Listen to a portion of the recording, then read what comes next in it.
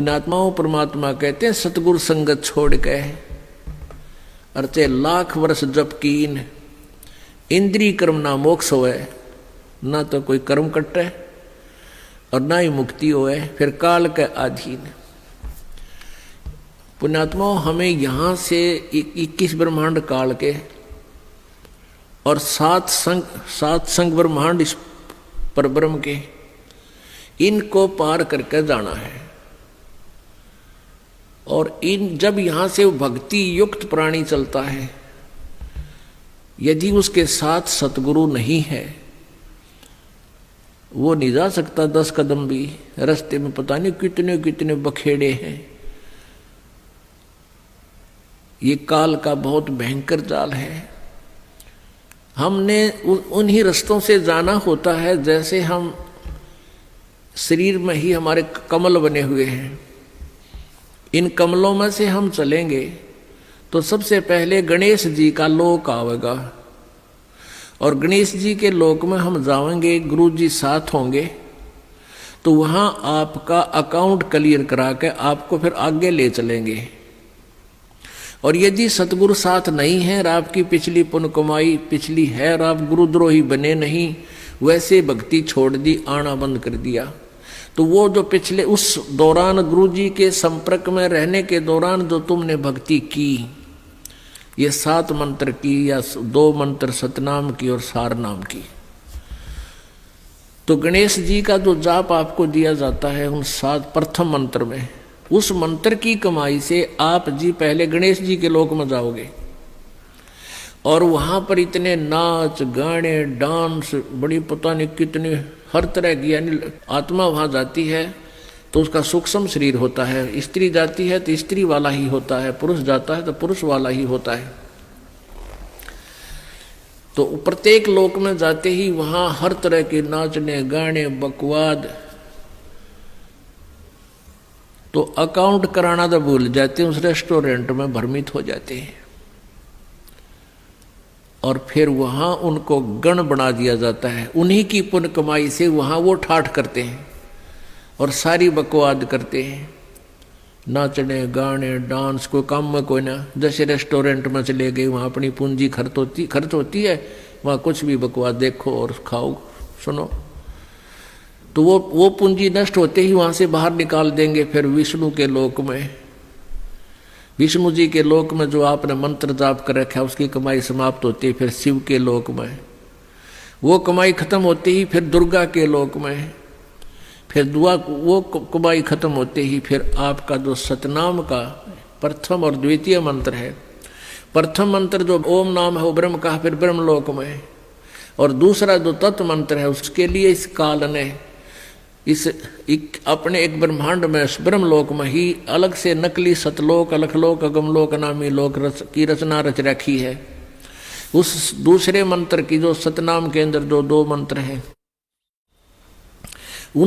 उसकी कमाई से उसको ऊपर नकली सतलोक में छोड़ देते हैं। और जिसने तीसरे नाम का भी जाप कर रखा है उसके लिए काल ने वो आगे के अलखलोक और अगमलोक और बना रखे हैं नकली, उनमें पड़ा रहे।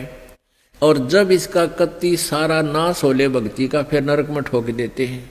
यानी इस प्रोसीजर में हजारों युग बीत जाते हैं, उसको पता भी नहीं चलता त्रिगेला के विरान माटी हो रही है। तो सतगुरु कहते हैं शिव मंडल ब्रह्मापुरी चाहे विष्णु लोक में हो, अमरे गुण भूले नहीं तो आण छुटाऊं तो। अब कई पुण्यात्मा कोई ज्ञान तो खूब सुन लिया और कोई दुर्भाग्यवश यहाँ से दूर भी हो गए, तो वो फिर इससे या तो शिव मंडल में, शिव के लोक में, या ब्रह्मा के लोक में, या विष्णु के लोक में जा रहा है, फिर वहाँ कमाई वह मौज मार रहा है। तो उसके हृदय में यो ज्ञान अंतःकरण में समाया हुआ है, तो उसको याद आवेगा कि गुरु जी तेनू क्या करते। कबीर परमात्मा के ज्ञान को बताते थे, यहाँ तो हमारी पूंजी नष्ट हो रही है, हम तो गलत आ गए, हमने तो यहाँ नहीं आना चाहिए था। कहता वहां भी तू हृदय से रोएगा ना मेरे लिए कि भगवान मैंने छुटा लो, कहते वहां से भी तुझे छुड़ा लाऊंगा। अब देखो पुण्यात्माओं, ये सु अवसर आपके लिए, जय इसमें पार तय होगे तो होगे, नहीं यू किया हुआ कर्म शुभ तुम्हारे साथ रहेगा, फिर उसका फायदा क्या होगा, के बनेगी। परमात्मा कहते हैं शिव मंडल ब्रह्मापुरी चाहे विष्णु लोक में हो और हमारे गुण बोला नहीं तो वहां भी आण छुटाऊं तो ही। मान ली आप चले गए गुरु जी से, यहां से विमुख हो गए और आप चले गए विष्णु जी के लोक में और वहां आपको याद आ गई, ओहो रही हम तो गलत आ गए भगवान, या तो बहुत गलत आ गया, हमारी पूंजी नाश होगी। वहां भी आप रोने लग गए तो वो मालिक परमेश्वर आएंगे और वहां से भी आपको ले जा करके कहाँ रखेंगे। यहाँ एक मिनी सतलोक है, प्रत्येक ब्रह्मांड में एक मिनी सतलोक है, परमात्मा का अपना राजदूत भवन है। जैसा प्रत्येक देश में प्रत्येक देश का एक राजदूत भवन होता है, ऐसा परमेश्वर का एक स्थान है। तो उन आत्माओं को जिनकी पूंजी व्यर्थ ना होने दी, जिन याद आ गई, उनको वहां से लेकर वहां रख देंगे अपने मिनी सतलोक में और बीज रूप में। और वहां परमात्मा के लोक में, मिनी सतलोक में परमेश्वर की तरफ से सब आपको सुविधाएं आहार मिलेंगे, उससे आपकी पूंजी नष्ट नहीं होगी। उस वापस फिर उस पूंजी के आधार से आपको फिर पटकेगा परमात्मा सतयुग में।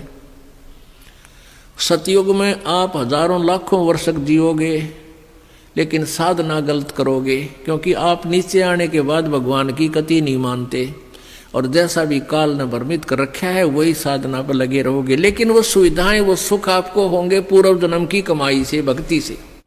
और आप सोच रहे होगे कि मैं जो भक्ति कर रहा हूं, ये साधना कर रहा हूं, मुझे इसी से सुख है। इस प्रकार सतयुग त्रेता द्वापर में आप अपने पुण्यों का नाश कर लोगे, कभी राजा बनोगे, कभी पृथ्वीपति बनोगे, कभी स्वर्ग में जाओगे हैं, और फिर आप कलयुग में होगे। और कलयुग में आपका